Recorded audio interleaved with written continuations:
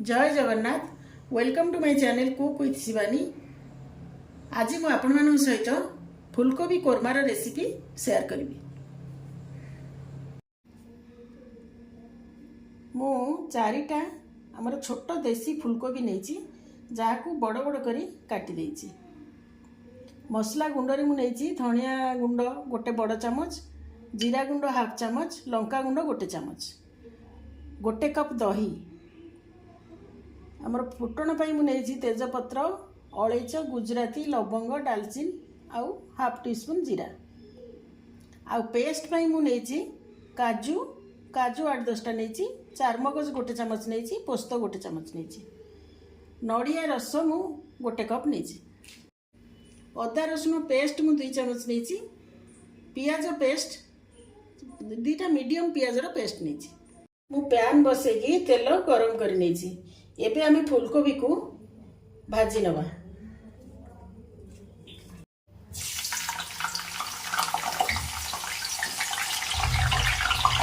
टिके लूण देइली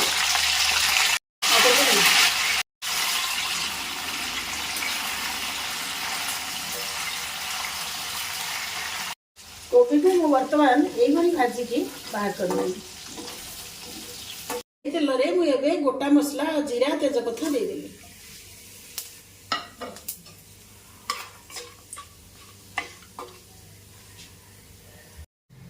एबे मु पियाज बटा दे देछि।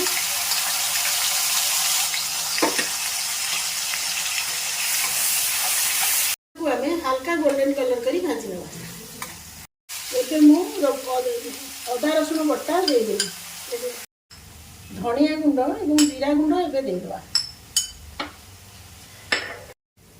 बर्तमान आम दही देकी भल भाव भाजी नवा। स्लो आंच करी मु दही नहीं आपको आम कंटिन्यूअस गोलेबा।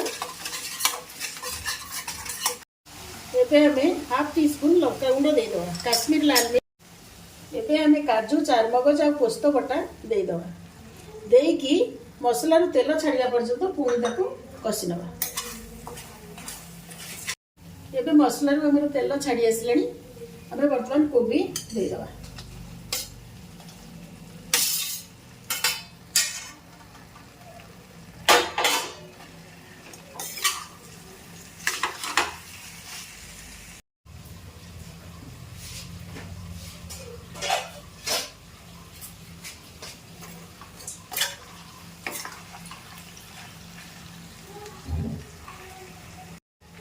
बर्तमान आम कोबी रे नड़िया रस देदेबा।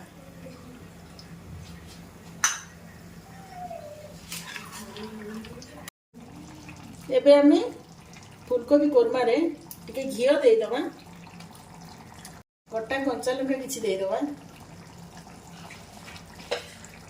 बैलेंस पाई मु हाफ टी स्पून चीनी देदेली।